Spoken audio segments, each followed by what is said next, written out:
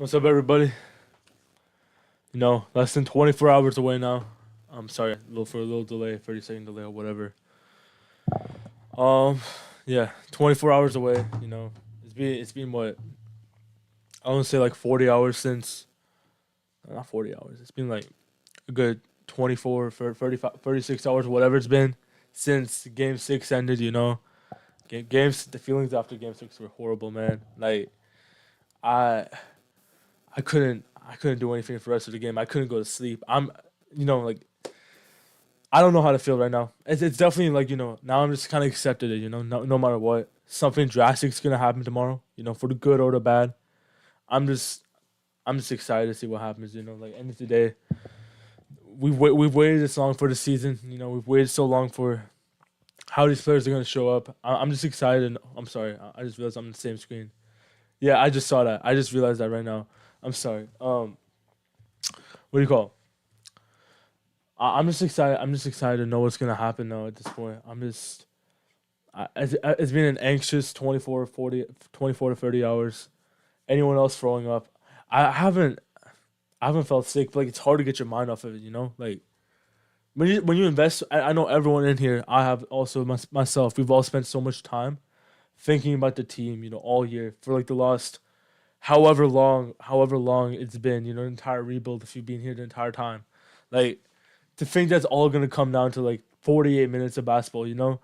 Average one of the most. We go from the first championship ever in Thunder history, first championship in Thunder history, one of the greatest nights of all of our lives, right? If you're an actual true fan, to maybe like one of the biggest disappointments. Maybe you even like lose your attachment to the team for a few months or however long it is. Like the amount at stake tomorrow, the amount at stake over a 48-minute game is insane. I can't even comprehend it right now. Um, Pranav say if we don't win, we don't deserve to have accepted it. Yeah, end of the day, everything's in their hands. There's no injuries. They're at home. Um, Nothing's gone against them, right? They have everything they possibly needed. Shea's healthy, Chet's there, J-Dub's there. They've had a healthy playoff run. Again, they're at home. They've played fine this series. They haven't played horrible. Like nothing is going against them. At the end of the day, either they get it done or not. I would much rather it come down to this than like a hypothetical, you know, like situation. What happened with Russ and Katie? Where they're injured and we don't really know what's gonna happen, or where they choke 3-1 or something like that. End of the day, everything's under control now, and like all you can do is really just hope now. Hope for the next. Game starts in less than 24 hours, 22, 23 hours now. Yeah, either immense happiness or extreme depression. Yeah, like eh, tomorrow. I'm gonna try to sleep late today. Probably watch a few movies. Probably watch a few movies. Try to wake up late tomorrow.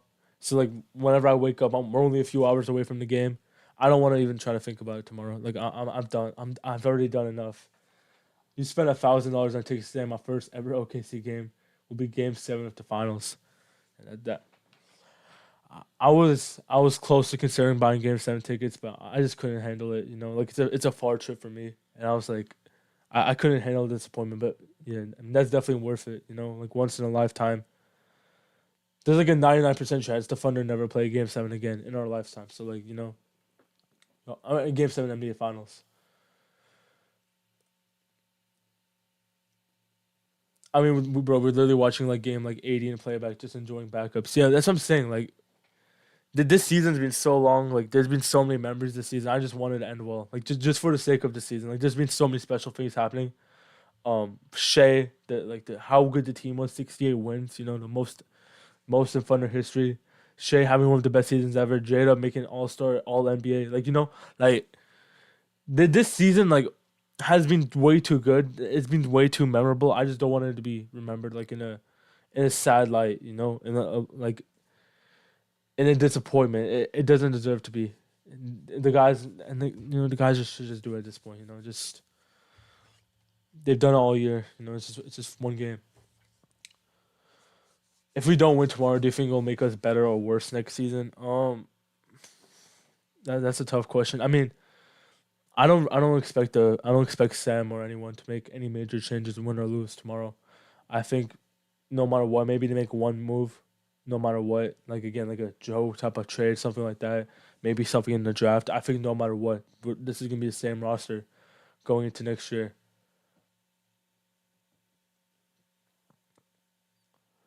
I was driving 6 hours to Nashville watching J Will Engine Hoops versus Charlotte unattached going 100. I refuse to believe I spent that type of time for us to lose. Dude, I was skipping like events with friends. I was skipping like I was like losing time on studying for like finals and stuff to watch like Isaiah Roby hoops in 2022. Like we've all we've all devoted like we've all had that moment. Those few moments where you like sacrifice like a time, an event, like or something for something dumb Thunder basketball. Like to watch Poco hoop, to watch Jay Will lead a lineup, to watch Aaron Wiggins versus the Trailblazers. Like there's been too many sacrifices with our time for this to not be worth it in the end, man. What's my confidence tomorrow, 1 to 10? So I said after game 6, I said 6. I will say it's gone higher. It's gone higher, obviously, since then. That was obviously reactionary. I would probably say like a 7 or 8. They've just I don't want to jinx it, but like, end of the day, they have not lost back-to-back playoff games, and I don't think they've lost back-to-back games like in the regular season. Outside of the few times they're really injured, like when they didn't have Chet or they didn't have Hartenstein, like together. I don't think they've lost back-to-back games in so long. Maybe I think it was the one time, the Lakers Rockets. I think that was like the one time probably. But outside of that, I don't feel like they barely ever lose back-to-back games. They're always strongly respond. Um, I also think like I look back at the game 6 tape yesterday. I didn't watch the full game. I was not gonna do that myself. I looked at specific things. It wasn't really like Indiana changing something up. It was just their execution was on a different level. Like Indiana didn't specifically like add a new element to defense. They picked up the ball lower, which they've done before. They went back to it like they did in game 3 and game 4. Really outside of that, like nothing was new. The Thunder will have counters for this. They, there's no way over the 7 game series they have not created a consistent way to attack their pressure and defense. They've had moments like in game 5 where J-Dub just scores 40 of back cutting against the pressure, of playing early offense. So much easy offense against that team. Like they will have counters. I'm confident in that.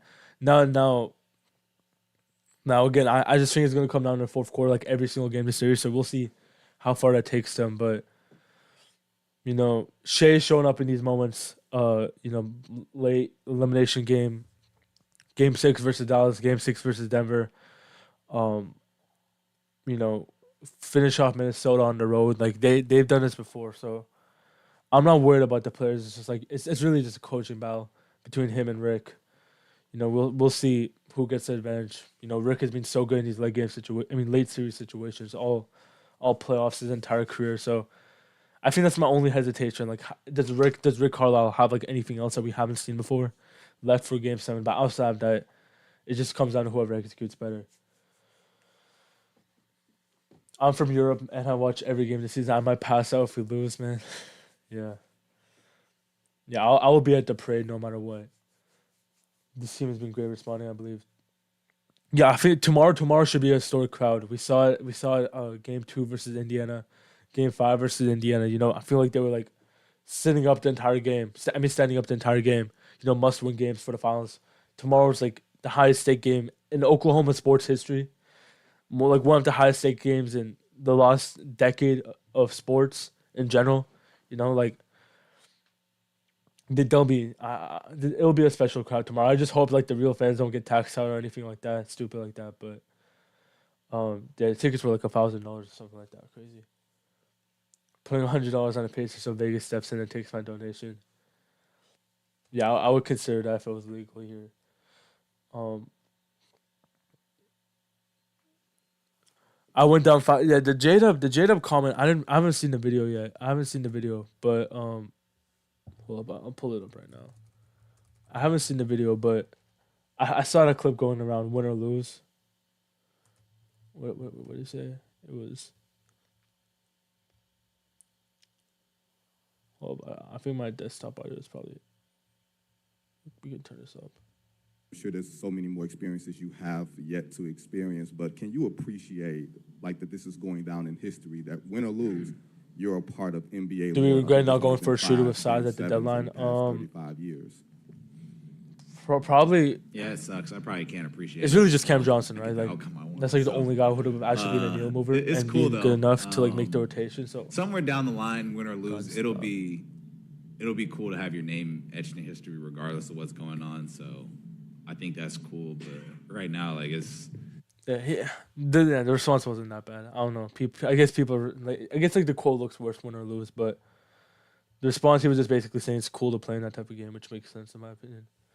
Um, yeah, like do we regret not going to a shooter? I keep seeing people say that, but like it was really just Cameron Johnson, and he's had injury issues in the past. It's also like if you're Sam, right, and the Thunder are what I think 46 and 45 wins or something like that at the deadline. You know, one of the best, like literally the highest net rating team ever. Like, it's kind of hard to really like make a risk like that because if you're gonna trade for Cam Johnson, you're probably gonna trade two rotation players, probably Joe and Wiggins or like Joe and Kenrich, something like that. And for trading for like player who has injury history, it's gonna be risky. Not saying I do agree with them not trading for Cam Johnson, but like I see the rationale there, so I can't get that mad at that. I can't. I really cannot get mad at the front office for this season. I think the team was too good to the point where like I'm not gonna complain about them not making a move. You know, like and they clearly are good enough to win a championship. They're literally winning Game 7 in the finals. You know, I was mad. For example, last year I was mad. Last year I was mad at Presti and the front office for not making a move because there was clearly a need at the deadline. We didn't have a backup big. And respectfully to J-Will was not good last year. He's good. He's much better this year. He wasn't actually good last year, and that's why we lost in the playoffs. Giddy wasn't good last year for most of that season. That's the reason why we lost in the playoffs. So I was mad at Sam last year for not actually trading for like a good player, maybe being like a Daniel Gafford or even a PJ Washington, right? One of those Dallas players. Like I was mad last year, but this year I can't really be mad. You know, the team was way too good for me to for me to expect a move to be made. Um, now, if worst case happens tomorrow, and they don't do something in the offseason that gets them, more shooting, more size, then we can like go back and um circle back on not trading for someone this offseason. But overall, this year you can't get mad. The team was one of the best teams ever in the regular season. If you don't make a move, whatever, man.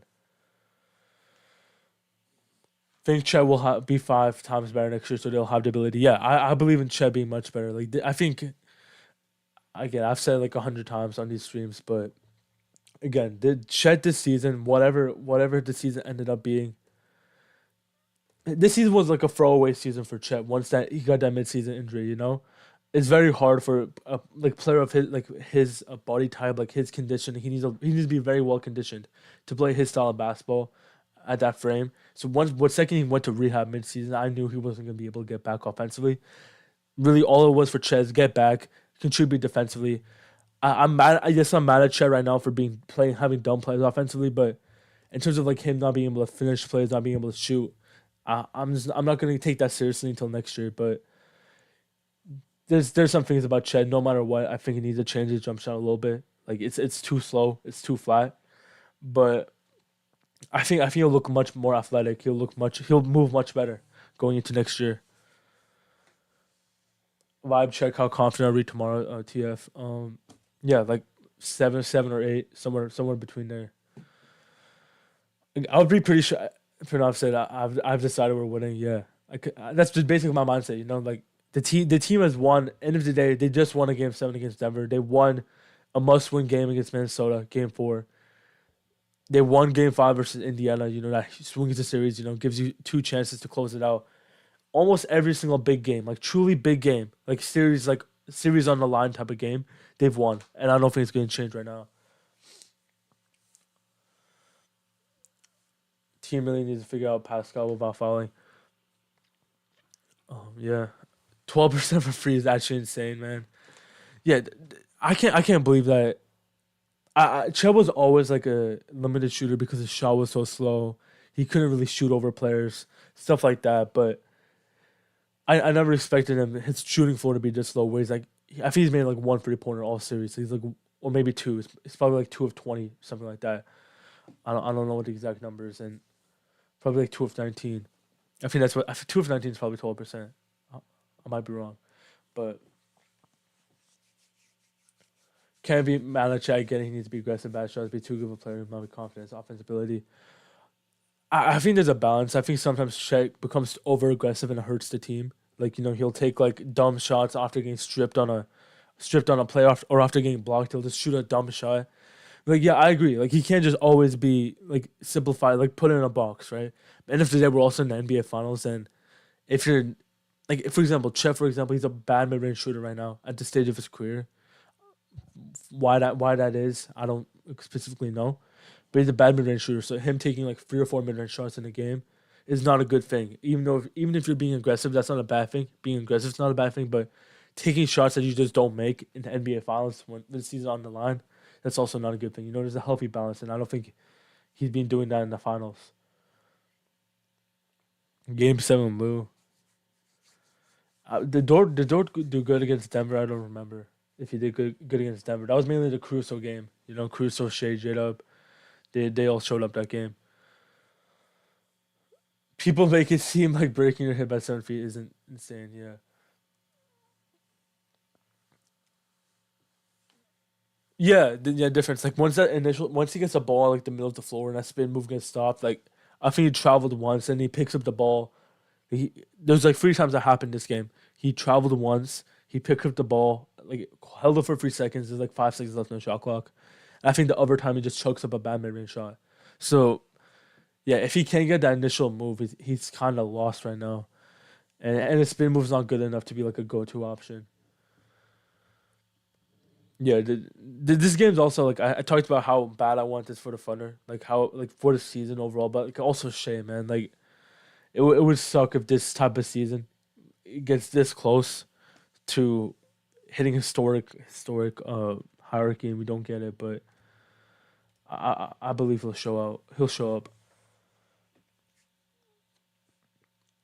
So just a quick one thing, like the TJ McCollum stuff. Someone mentioned it up there. I didn't really mention it, but the TJ McCollum stuff is kind of like it's not simple, obviously, but like I think like you're going to game 7, you're gonna have to play. You're gonna play your guys a lot of minutes.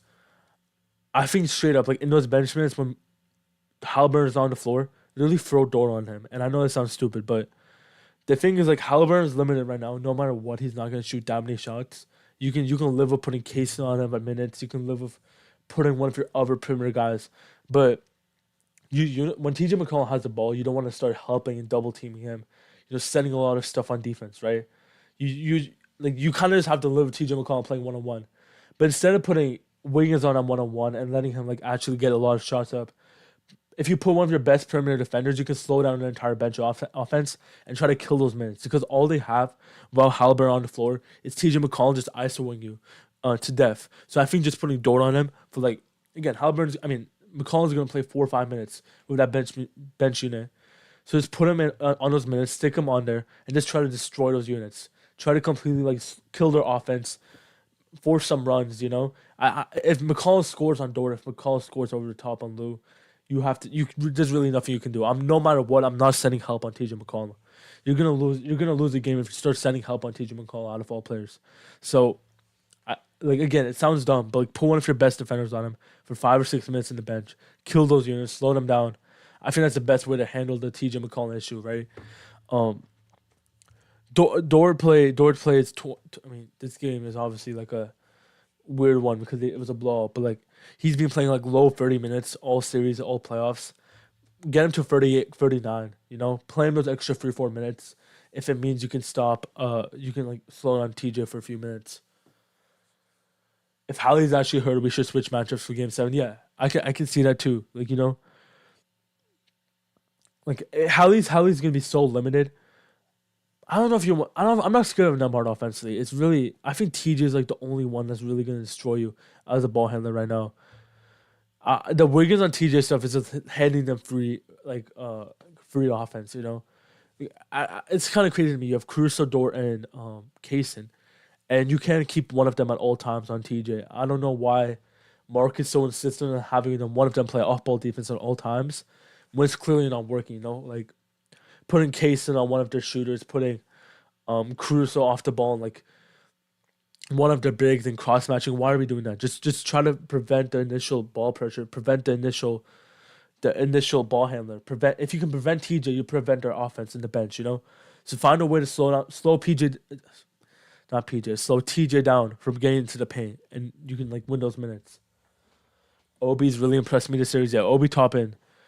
I was not familiar with his game. He's been a crazy shooter this series. Like every single time he gets the ball from the wing, um, like instant, like within a second, he's either gonna drive to the rim, make a pass, or shoot. He's like one of the prototypical pacer players.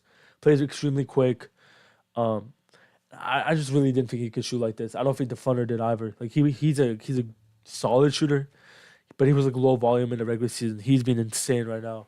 Like he's been hitting 30 footers, like, everything right now. PJ Washington PTSD right now. Yeah. Let's see if anyone's saying anything here. Um, PJ Washington PTSD. Our historical defense getting demolished by 5'11 TJ is kind of embarrassing. Yeah, but I think Dom just said right now, like I just think it comes down to Mark trying to overthink the matchups and overthinking like uh where you should place these guys. Just put your best guard defenders on your best ball handlers. Prevent the initial pressure. Like I get the idea. When you put Kaysen on one of your best off ball shooters, when you put Cruz on one of them, they're gonna swarm the paint. They're gonna help a lot. They're gonna try to shrink the floor, right? Because they're good off ball defenders. They're really pesky. They're good in passing lanes. But none of it matters if you can't stop the initial ball pressure. If TJ McCollum is just walking into space against Aaron Wiggins, like look at a few of these baskets, right? Like you'll see how dumb some of these are. Um, you'll see.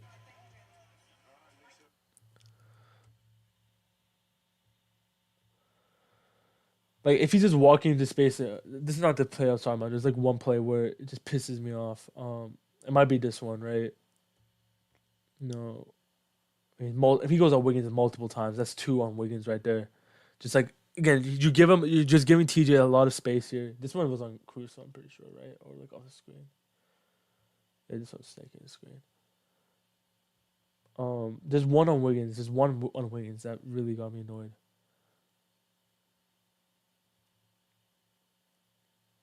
I'm on. Okay, I can't find it, but like there's sometimes where we're just walking into space and like you got to deny the ball quicker. Like he's just too good of a mid range shooter right now, and like again, it's a small 1 game sample. If he's gonna light you up for like the first straight game, you just can't live with it. Yeah, Wiggins on TJ's free eats right now. Kaysen has sucked this series. He looks so young. Yeah, this is.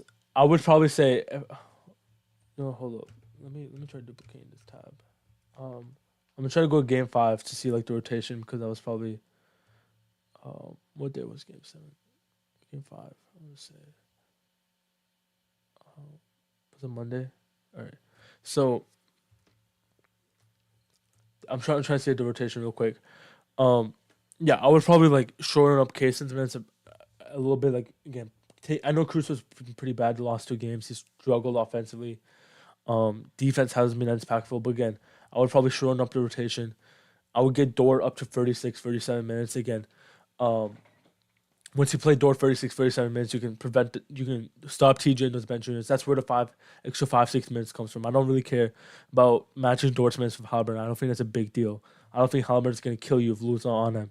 So again, shrinking some of those minutes, get Cruz up there. I would probably like have Kaysen like play like 10 to 12 minutes going up to game 7. Like I would heavily expect Cruz and Dort to get in the high 30 marks or like at least mid to high 30s. Like they're clearly better players, and Kaysen just hasn't been amazing defensively all series. He's definitely the worst offensive player out of all 3 of those guys. It makes a lot of sense to me.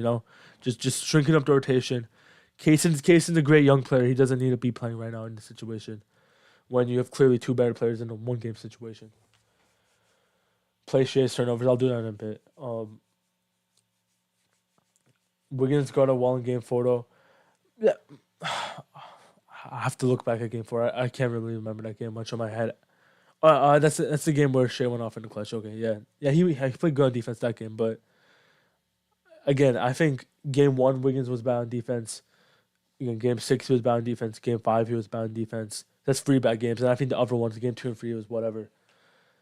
I just think like I'm fine with playing Wiggins. It's not a Wiggins issue. This is less about a Wiggins. I think playing Wiggins or Joe is perfectly fine because you need more offense next to Shea. I don't think that's the issue here. I think the issue is putting Wiggins specifically on TJ and like just living with that matchup. I don't want to live with that matchup. I would play Wiggins off the ball and try to hide him and force him to like try to get him into action, force him to try to play for screen stuff like that. What really gets me mad, and I've wanted to bring this up for some time now, the fact that other teams, like every other team that the Thunder played all playoffs, are much better at hiding their worst defenders than the Thunder are, and I think this speaks somewhat to what Mark's scheme asks out of every single player. It definitely is somewhat of that. But when you look at Indiana, how well they're able to hide Halliburton, how well they're able to hide McConnell, Toppin. I mean, Toppin's been pretty good this series. Matherin, like guys like that who aren't really the best defenders, and compared to how the Thunder very easily let Joe or Wiggins get into action. And what happens is when you let Joe and Wiggins get into the action so easily and let them switch onto these guys, Mark just makes them unplayable. Like Wiggins and Joe have not played like um over like 25 minutes, like all finals, all conference finals, because they keep getting attacked on defensively so easily. So um going forward, I think that's something the Thunder need to be better at. Like find ways to live with playing like worse defenders more often. Not every single player you have to play has to be some high end defender. You know, you're gonna have to find a way to get some offense outside of Shea. Like this is not just an issue for this year, right? Going long term, going next year, going to their draft. You're gonna need more offensive options because like playing this style of basketball is not completely sustainable. The style that the Thunder are playing rely on them being one of the best defenses ever to have a chance in the finals. You know, um, the offense right now is just too limited. Topic is our other playmaker. I see that a lot, but like I don't want to be relying on a 20-year-old coming off an ACL injury next year. No matter what, I want more offense. If we can slow down TJ and minimize that second unit, yeah, it comes down to second unit minutes. What was TJ last game? Like,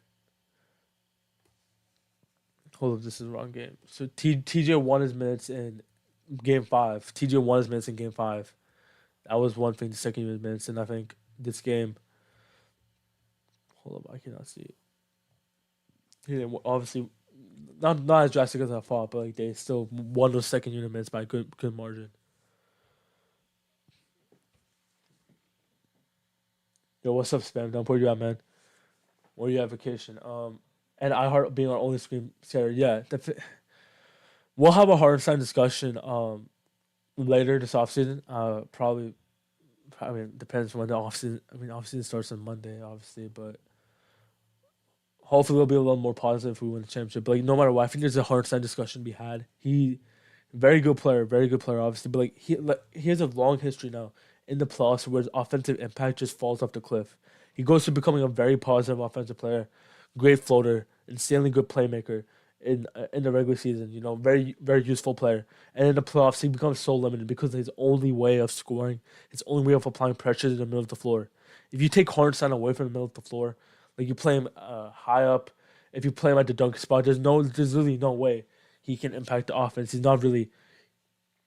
really only has that one floater, right? He's not a great lob threat. He can't really shoot. He can't shoot with both hands. Like there's a lot of limitations with him. So I do think there's a hard time discussion to be had later in the offseason. Like, is it worth 30 million for a player that consistently just doesn't bring much value offensively in the playoffs? I don't know. That's a different discussion to have. But Bangkok, that's crazy. I don't what time will the game be there? I don't know. Uh, SJ didn't play well last game, but the game was lost when he was on the bench in the first half. Yeah, yeah. Shea wasn't even good last game. Shea was. I think that was one of Shea's worst games of the playoffs, honestly. But like, still, like I agree with you. Like they lost the minutes without him completely. Um, I think the J Dub and I Hard minutes were really bad together, and Shea. Like I think that they played double big next to J Dub to begin that second quarter at one point. Those minutes were terrible. But yeah, they lost the game. They lost the game without Shea immediately. I think they went -12. I think I tweeted about it -12 without Shea in the first 6 minutes, which that completely just opened the game up. We need to get Russ on the TM plea. Um, Yeah, we do have that. I'm trying. I forget what exception that is. Is that a taxpayer exception or something? It might be the TPE, but yeah, I don't think Russ is gonna be coming. I'm not gonna lie. I'm not gonna do a watch along for the game tomorrow. I do it on playback. I do it on playback. So if you guys want to watch the game live with us, we get 50 or 60 people here. Oh shoot, don't play this right now. We get like 50 or 60 people here. Right now, 500, almost 500 members. You guys can watch the game live with us, but I might stream it live on YouTube too. Like I might co-stream it because I know there's a lot of people here specifically. But taxpayer mid-level exception. Okay, yeah, I was somewhat right. I knew it was a taxpayer. Yeah, we can get Russ, but I don't think there's gonna be. We can definitely afford Russ. I don't think Russ will have much of a market, but I'm not gonna lie. I don't think that's probably the move right now. Like they need more. They need more shooting on the team. He would bring a nice dimension of playmaking. Yeah, he would bring a nice dimension of playmaking, but I'd also probably go for someone younger. And I know Topic is coming for that type of playmaking role too. So if we're gonna go for another ball handler, I want them to be a dynamic shooter. That was my main thing. I've been saying for a while now, like Kobe White type of player, stuff like that. If I see any drop coverage, I'm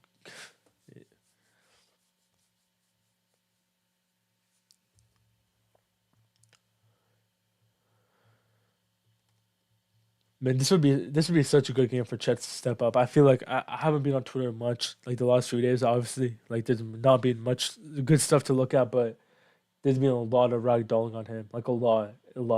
I really just hope for Chet's sake that no one will remember this entire series if he had such a good conference finals. I think people forget Chet literally was one of the biggest reasons why they like dominated Minnesota so bad in the conference finals. Like, um, do I think the starting lineup changes?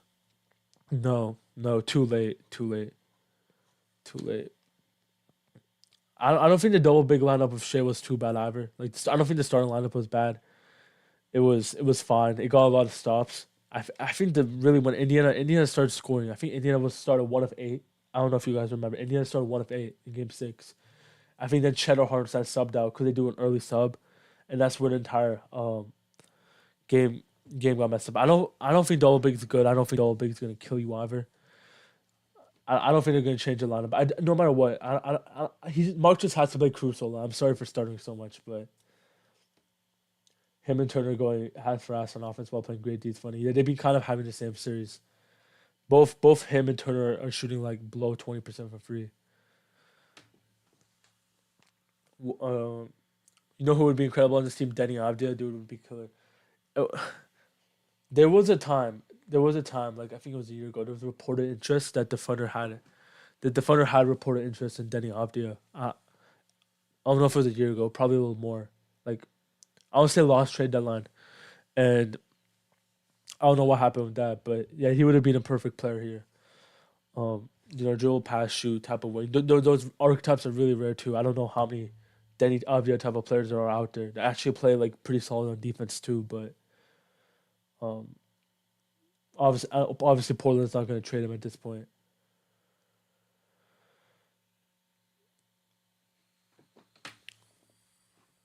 Yo, what's up, Ty? You a Pacers fan, man? I'm talking a bit about the Pacers. I'm not going to talk about that specifically. If you have a question, then ask it. Um, yeah, I don't really care about crew. I don't care much about the starting lineup. I don't think it's going to change much of the game, anyways. Really, just matters who you play minutes and how many minutes you play, right? Like that's all that really matters. Like if Crucial plays over 35 minutes, I'm not going to be mad at Hardenstein starting, but yeah, Hardenstein just hasn't been good in these last 2 rounds overall. He hasn't been noticeably bad this round at all. But should Caruso start? I think he should start, but he's just not. There's just a very low chance at this point. I'm dying for Najee Marshall or Roy Hachimura.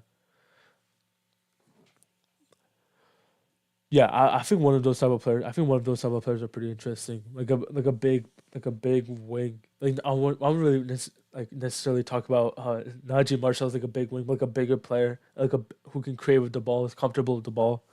The Thunder really don't have that, Like all their bigger guys like Kenrich, Chet Hartenstein, like they don't really have like a big wing necessarily. Like J Dub's like 6'5". He just looks a lot bigger because of his wingspan and what he does defensively. But like, yeah, that would be an interesting ad. But if Chet can hit the boards like he did Game Five, should not be touching. I should not be touching the floor. Yeah, that's been a crazy thing about Chet this series. Like, like the flaws that you expect from Chet in this type of series, like him being bad on the boards. Um, like his turnovers haven't even been noticeably bad either. Like it's really just the offense stuff. Like I think he's been great on the boards. He had like 13 rebounds. Um, 13 rebounds in Game Five, and five offensive rebounds. He secured the boards really well. Like I don't think Chet needs help on the boards at all this series. And Diff, you just mentioned it, but there's no point of really playing much of Hartenstein if you're only getting four offensive rebounds in the entire game. Like you're not getting any extra possessions anyway. So as long as you can prevent Indiana from getting extra possessions, you're fine with it. So I'm fine with Chet at the five. It's just he just needs to make smarter decisions, man. He just needs to make smarter decisions, man. Like he's a smart player. He's a smart player defensively, but his offensive processing has been really slow. He's just a young player still. He's still second. This is his second season in the NBA. He's only played 130, 140 games, so I'm not that mad at it. But if Shea can make smart decisions, that opens up the entire game for Shea. Because like every time Shea gets a screen and roll, a pick and pop, stuff like that. Wait, is Scott Foster actually ref in Game 7? I don't think he is, right? He's probably not. No, I don't think he is.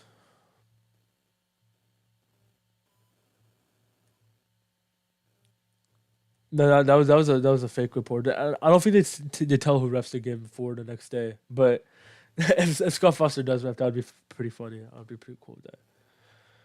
Derek Jones Jr. would be a good fit for us. Yeah, I really want to see. Yeah, I don't think it gets announced until tomorrow morning. Yeah, until um the day of the game.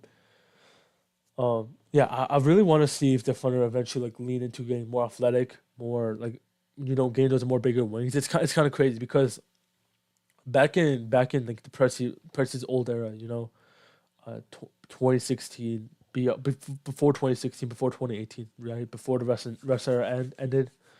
They loved athletic guys. They loved these athletes. They remember um, Diallo, Baisley, Ferguson, all the guys they drafted in the KD era. Like the Thunder were always like so. Like Presti was so proud in having so many athletes, but we haven't really drafted any in this era. Like almost all the guys are supposed to be like more ball handlers, more like smarter like playmakers and stuff like that. I really do wonder if they eventually like lean into having like one of these type of athletic wings going forward. 6'7" Roberson, yeah, Roberson too. Yeah, yeah. I think you can like look at these last few playoff runs, like dude, those type of archetype of players like really, really do pay dividends like deep in the playoffs. Like Jones Jr., Aaron Gordon, PJ Washington, Toppin, like all of these like big athletic wings, like they've been really pivotal on these like really good, really good finals teams in the last few years. Like the Thunder are the one really lacking them. Terrence Ferguson, yeah. What happened to Terrence Ferguson? I think he got a case and then basically went out the league. He wasn't that good. He took way too long to develop. Burton, Hamidou Diallo back in the day. That's another athletic type of player. Dude, Avdia would be perfect. LD 23. Avdia would be perfect. I don't disagree with you. I just don't think it's possible for. I don't think it's possible for what do you call to take him away from Portland. But I don't know. I think I understand we have the assets, but like they have to have some sort of initiative. Portland like I think he's one of the few building blocks. I think him, Donovan Clingan, Tamani Kamara, like those are like the 3 4 guys. Shane Sharp, like then no matter what, they're not gonna trade. Diallo in the dunk contest was legendary. That was one of my favorite childhood Thunder moments. I came back from like a water park. I go on YouTube and see Hamidou Diallo with like the Superman jersey. John Collins is a good shout. John Collins is a good shout. Yeah, that's a really good shout because I think there's a high chance that Utah trades him. They're trying to trade him at the deadline. Um, yeah, I think John Collins would be a good shot. The issue with John Collins is like, again, I don't know. He's always had like a lot of concerns about how smart he is offensively. I think that's like one of the biggest reasons why Atlanta eventually traded him. Like he's kind of like another slow offensive player. And when I look at his team, like even though the Thunder kind of drafted a team trying to be like very smart, like very like ball handling, like centric, like they don't have a lot of smart players offensively. Like Shea's smart offensively, but he's also not like a Luka or LeBron or Jokic. Like he's still like a score first type of player. Same with J Dub. Chet obviously has his offensive, like he's sometimes slow offensively. Dort is I mean Dort's just playing his role offensively. Like how many smart players do the Thunder have offensively? Like truly smart. I would say Hartenstein is one of them, but again he's limited in the playoffs. Um, who else on this roster would you say is truly smart offensively? So I don't know. Like again, Denny would be one guy that helps you a lot. Um, and I remember last year when the Thunder got eliminated by the Mavs, Sam Presti in his presser, he said, "What I want the Thunder to improve going forward, what I want better from this roster is better passing." And they honestly got worse at it. They honestly, I would say Caruso. Caruso has some good takes, has some good smart moments, but he also has like some boneheaded takes a lot. He's like we have a lot of smart players overall because of the defense. Like Chet's an insanely smart player. J Dub, Caruso, Kaysen, Kenrich. Like these are all super smart players, right? Yeah, I would say Shea's still a very smart offensive player.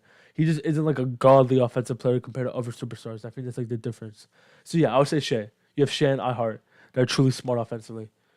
But my point being, like, I think the Thunder need more passing going forward. Like, it has to be, yeah. Topic is gonna be like a big bet. They finally get like their elite passer. Like they traded Giddy, right? Giddy was like their one. Um, again, I don't even think Giddy was like Giddy had some moments offensively, like as a score. Like Giddy was like a very smart passer. He was not a very smart scorer, so like it kind of balances out. But yeah, I think Topic is very better of having like a really smart offensive player in this team. And then yeah, I don't know. Misic, yeah, Misic back in the day. Misic was really disappointing, man. He was a Euro MVP. I think what the issue was he waited too long. He waited too long to come to the league. He really regressed athletically. He really regressed athletically. By the time he came to the NBA, he was like at his peak at 27, 28. He came at 30. That was the biggest issue with Misic. He was like really fat. He was really fat when he came to the Thunder. You could tell how slow he was. But yeah, yeah, RJ. Like I don't even know if I want to say Giddy's like that high of an IQ player. Misic definitely was. He was just like on the other side of his career. What is Misic doing these days? What is Misic doing these days? What is Misic doing these days? Misic is on the Suns. Yo, what? Wait, what? Hold up.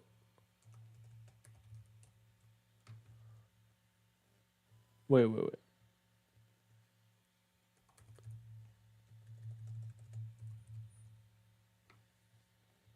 Oh my god,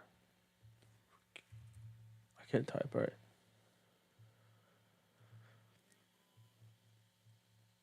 Misic played 5 games for the Suns this year. I know he was on the Hornets. I did not know. I didn't. Yeah, yeah. No, I remember that now when I looked at it. He was trading Nurkic still. I thought he got bought out and probably went overseas. So he's not. He's still not overseas. He's still on NBA team. That's kind of funny. He shot. He shot 0% from the field in 20 minutes with the Suns. That's incredible. Um, Jalen Johnson's very good. Yeah, Misic is gonna sign 100% to EuroLeague. 100%. He's definitely gonna go there. Jalen Johnson was one of my guys in the draft. I was really disappointed. It's kind of crazy. I think the only like a player of the archetype the Thunder drafted recently was like Darius Bazley, right? Like the ultra athletic, like fluid swing four, who's like supposed to project as a power forward. Like that's the only guy they drafted an archetype. Bazley got cut short from the league. Like I think after the Thunder, he barely ever played in the NBA again. He played like with the Suns, he played with the Nets, and then he was gone in the same year. So yeah, Bazley was like the only bet they've done. I do think the Thunder probably regret like not going with Jalen Johnson in the 2021 draft. They had a lot of picks. They had 16 and 18, and I think they passed on him two times. They took Trey Man over him. It's kind of weird how different the Thunder's like philosophy was back then. Like 2021, they drafted two guards with a negative wingspan. Two guards with a negative wingspan. Josh Giddey and Trey Man. Two bad defensive guards. And like now their entire team is like all positive defenders, you know? And like the Thunder wouldn't even dare to play like a bad defender. Like they wouldn't even dare to play Giddey or Trey Man a rotation minute right now. Like they're barely even playing Wiggins or Joe minutes, you know? Like it's kind of crazy to see like how stark the philosophy shifts over time, like every single year. I wish we got a Thompson to win next to Shea. Yeah, that the Thompson twin on this team would be so fun. Um, yeah, we didn't have any good draft picks that year, but I wish we got one of those Houston picks, but obviously never really worked.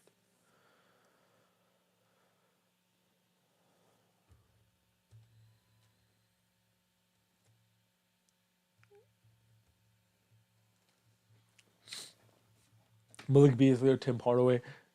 The Thunder were actually the Thunder met with Malik Beasley last off season. They were trying to sign him to a deal, and the thing with what happened was he wanted a bigger role. So I think they offered the same deal that Detroit did. They offered the exact same deal that Detroit did, or something very similar to it. And Malik clearly chose to go to Detroit because he wasn't going to get guaranteed role here. But yeah, I think Malik's a guy that could be interested, and he's way too expensive right now. He's gonna be way too expensive. Detroit's gonna extend him for like a lot of money this offseason. I think like probably like 20 million, something crazy like that. Hold up. Matchup predictor 60-40. 60-40 according to ESPN Analytics. Officially. Why does it say four comments and I can only see two? That's really messing me up. Should go in the trade machine. Okay. I'm not gonna go in the trade machine until Monday. Nothing until Monday. I'll have a stream on Monday, no matter what, win or lose. I'm gonna leave the trade machine alone. I don't even want to. I'm not gonna do it today. We'll have a lot of time on Monday, but not today. Not today. I'm trying to think. What is SJ and Jokic similar to Kobe and Shaq or Kobe and Dirk? Probably Kobe and Dirk. Yeah, Jokic is much more similar to Dirk, but curious to see how good Topic actually is. So when I watched a lot of Topic. I watched a lot of Topic last summer, and so what I can say about Topic, like just for some quick reference right now, for those guys who aren't as familiar, just keep hearing his name. Like very good driver. Like he's very special as a driver. Like some of his almost Shea esque. Like in terms like he's obviously not as explosive as Shea, especially after the ACL injury. But like the way he like gets like finishing angles, the way he like does a lot of scoop finishes, like a lot of stuff off 2 feet. Topic Topic does like a lot of crazy stuff as a finisher. He's a very good driver. He's gonna be the best driver I think the Thunder have since outside of Shea, like in terms of like pure finishing ability, pure like able to get to the rim, like even more than J-Dub. I don't think J-Dub has as good as a handle as Topic. The issue with Topic is again, he has a very limited. He's a very like skinny frame, so like he can't really like play for contact very well. Um, and he doesn't have a wingspan. Like he his arms are 6 feet 5 inches long, and he himself is 6'6".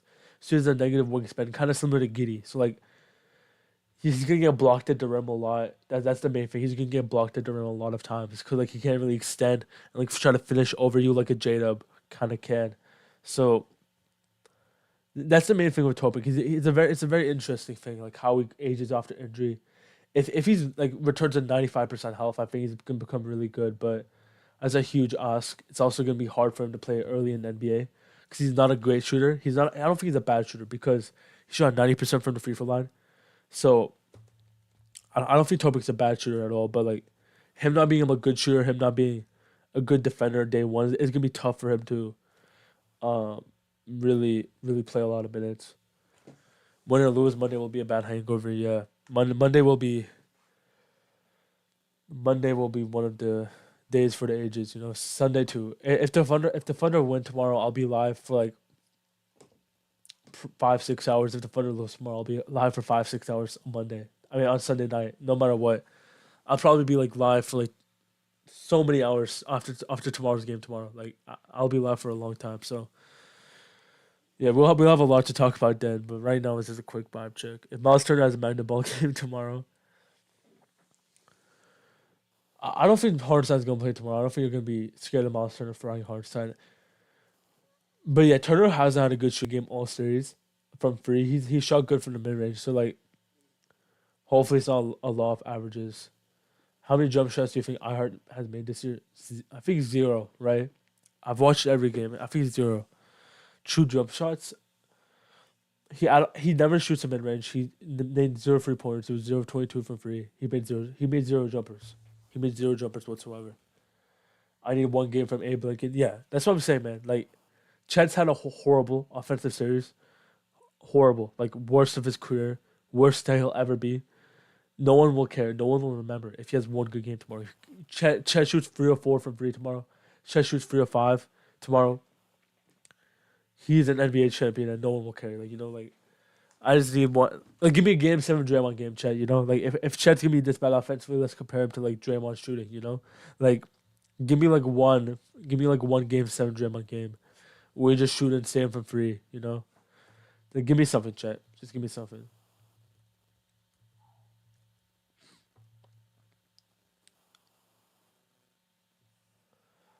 Game 7 is scary because anyone could go off. All right, quick question. Who do you think is most likely to, like, Chet, who do you think is most likely to go off um, out of all the Thunder role players? So it doesn't count Shea, Chet, or J-Dub. Like, if you had to pick one player to, like, to win a game, like, win them the championship tomorrow, who will it be? Like, I think the easiest bet is probably, like, Cruz or Dort, right? Obviously. Dort's had his, like, big games, like, his entire career. Like, every single time we have a big game, a lot of pressure, he's kind of showed up. Caruso literally, that's literally been his entire career too. But a Wiggins game would not shock me, man. A Wiggins game would not shock me. He's been outstanding at home. Wiggins has been outstanding at home in the series, outstanding all playoffs. He's shooting above 40% from free at home. Caruso's due for a good offensive game. Yeah, these. I think Caruso scored 2 points the last 2 games. I want to say so 0 points the last game. Caruso scored 2 points in the last 55 minutes of action. 55 minutes of basketball. Yeah, I think it's probably gonna be Dort, man. It's probably gonna be Dort.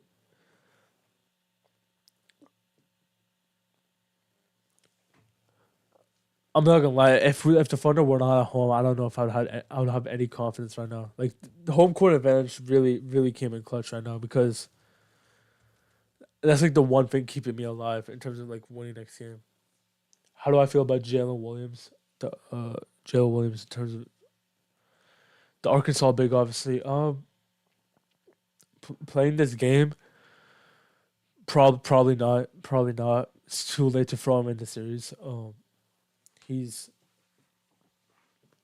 Yeah, too late to throw him in the series. I don't really see much use. Like I know Chet's playing bad, but I'm still gonna live with the defense and stuff like that.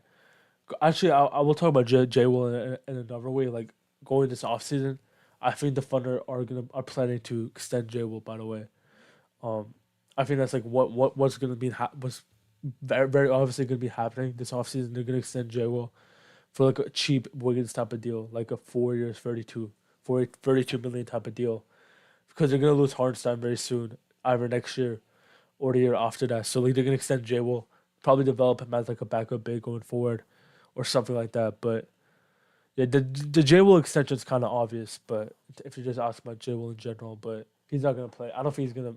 I don't think there's any reason why you should play him tomorrow. How many minutes is Kenny Hustle getting? Yeah, Kenny's minutes been kind of like a swing. You know, all playoffs. Um, I think which game this was. He played 10 minutes that game. He played I think 8 or 9 minutes before garbage time the game before. I, I, I'm struggling. I'm struggling to say like if he completely gets benched because again the Thunder are gonna try to shorten up the rotation. I'm struggling to say if he's gonna get benched or like gets 10 minutes again. I'm probably leaning that he plays minutes with Chet again because those minutes with Chet and Kenrich with Chet at the five are great because like Chet's able to play the five and drop coverage, and then Kenrich is able to help on the boards. They're able to dominate possession battle. They're able to play big. Kenrich is able to like front Pascal Siakam really well. I'll probably say like 10 minutes again, like five, maybe he plays like one stint, in that early second quarter, where they just like go all in on defense. They go all in on winning the possession battle. But yeah, I doubt Kenny plays any more than that. I think it's more likely Kenny gets DNP'd than he plays more than like 10, 12 minutes. What do you think about trading up for Malowatch? Malowatch is interesting. Malowatch is interesting. He's a very high upside player. You're gonna have to trade up to like probably 8 or 9. I think Brooklyn, like that Brooklyn type of range, is probably what they're gonna take him. Um, I don't know. I don't know. He doesn't really. I don't think he's like a high field player either. I don't think he's a great decision maker offensively. He's very raw. He just started playing basketball like 2 3 years ago. So like I think he's probably gonna have to go to a team that like has more, gives him more runway. He's probably gonna have to, if you're playing for fun right now, you're gonna have to be a ball handler, or you're gonna have to be like immediately plug and play. So I don't really know if Marlon watches the move, but I do think he's an interesting prospect. So I wouldn't hate it because like again, he has a very high ceiling, and like I don't hate taking a swing in this type of draft. So I wouldn't hate it, but I don't think he's a good fit for the Thunder at this moment. Yeah, I don't remember Kenny's making a single jumper this series at all. Well, actually, he made one 3 pointer this game. It's probably garbage time when I wasn't watching, but yeah, I've not remembered the Thunder making. I've not remembered him making a shot all series. Thunder earned this for 68-14. Yeah, Crusoe sold. Yeah, game four is like one of the best role player games ever. What about Rasheed Fleming? I love Rasheed Fleming. Yeah, I love him. He's not a prototypical Thunder player at all. So again, it's kind of similar to Malowich, where we can talk about Tank Fun like for a few minutes. Um, it's kind of similar to like Malowich, where I don't know if he's like specifically gonna be like a Thunder archetype type of player. He would definitely be like an interesting type of. He's a bigger forward type of guy. He would be an interesting. He'd be an interesting get. I do like him as a prospect though. I think I have him like top 15 on my board. I don't think the Thunder will draft. I don't think the Thunder will draft like players in mind to play immediately. I think it'll be similar to last year where they just drafted the best prospect. Like I know we drafted Dylan Jones last year. He was a 4 year guy, but they didn't draft him to plug and play. They drafted him because they thought he had the highest, like he would have the best career. He would have the highest upside in that range. Like Presti was talking about how unique his skill set was, right? Even though Dylan Jones isn't a plug and play type of player, he's still old. Like I don't think it always correlates with like how old you are, and like what I'm trying to say. Like you think Shea would be passive tomorrow? You think Shea should be passive tomorrow? No, no, no, no. I know he had a bad turnover game, but like for the most part, when Shea is aggressive, the Thunder's offense looks better, no matter what. He just had a really bad turnover game for once. I don't think they should. I don't think they should. I don't think he should be passive for that reason. I think that'd be an overreaction. Yeah, trading for Cam Johnson like a few days after we lose the championship would be a funny troll if that happens. Yes, I like Fleming. Um, I think the Thunder worked out Sorber, Thomas Sorber, Sobar. I don't know. I can't pronounce his last name. Uh, Asa Newell is like one of my favorite guys in this draft.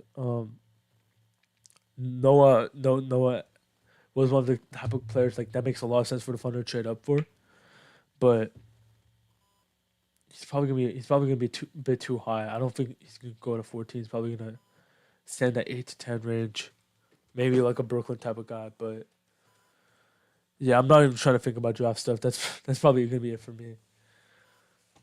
Sense of urgency needs to be an all time high. hmm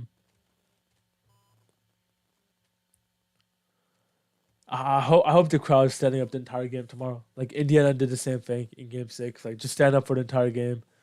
They're gonna get like those little hand clapping thingies. Like I hope it's like one of the most special atmospheres ever tomorrow. I believe they'll do it.